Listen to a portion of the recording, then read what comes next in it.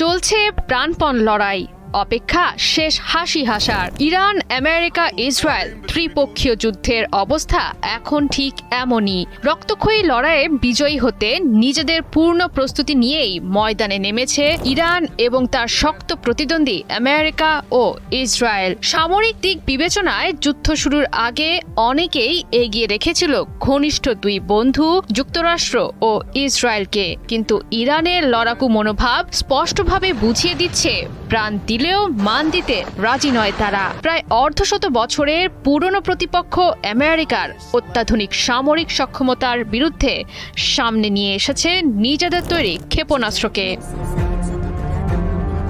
টাকার অঙ্কের বিবেচনায় উভয় দেশের ক্ষেপণাস্ত্রের মধ্যে বরাবরই এগিয়ে আমেরিকান যুদ্ধাস্ত্রগুলো। তবে সামরিক সক্ষমতার দিক থেকে পিছিয়ে নেই ইরানের আইআরজিসির মজুদে থাকা ক্ষেপণাস্ত্রগুলো। আমেরিকার $15 মিলিয়ন থার্ড ক্ষেপণাস্ত্র মোকাবেলা করতে বেশ সাহসের সঙ্গেই $20,000 শাহেদ ড্রোন নিয়ে হাজির হয়েছে ইরান।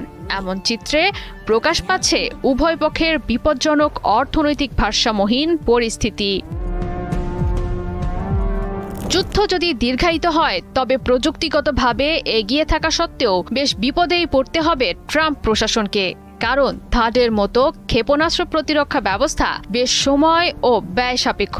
এর প্রতিটি ইন্টারসেপ্টর ক্ষেপণাস্ত্রের দাম প্রায় $12 থেকে $15 মিলিয়ন। প্রতি বছর 1.2 থেকে 1.4 বিলিয়ন ব্যয়ে তৈরি হয় 100টিরও কম থার্ড ক্ষেপণাস্ত্র। ফলে এগুলো বড় পরিসরে উৎপাদন করা বেশ কঠিন। অন্যদিকে যুদ্ধের ময়দানে ইরানের নির্ভরতা হিসেবে আবির্ভূত হয়েছে তুলনামূলক কম খরচে বানানো শাহেদ সিরিজের ড্রোনগুলো।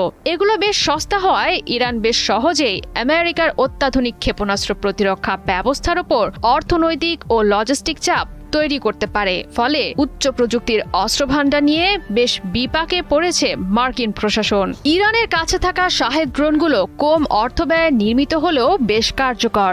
এর প্রতিটির দাম ধরা হয়েছে আনুমানিক $20 থেকে $50,000। ফলে প্রতি মাসে প্রায় 200 থেকে 500টি ড্রোন উৎপাদন করতে পারে ইরান। বছরে 2400 থেকে 6000 শাহেদ ড্রোন উৎপাদনের সক্ষমতা রাখে তেহরান। এতে করে প্রতিরক্ষা বাজেটে বড় ধরনের চাপ সৃষ্টি করা ছাড়াই দীর্ঘ সময় ধরে যুদ্ধ চালিয়ে যেতে পারবে ইরানের যোদ্ধারা। আগামী দিনগুলোতে সংঘাতের সময় বাড়লে বেশ ভোগান্তিতেই পড়তে হবে মার্কিন প্রতিরক্ষা বাহিনীকে। তখন প্রযুক্তিগত দিক দিয়ে এগিয়ে থাকলেও চাপে থাকবে আমেরিকা।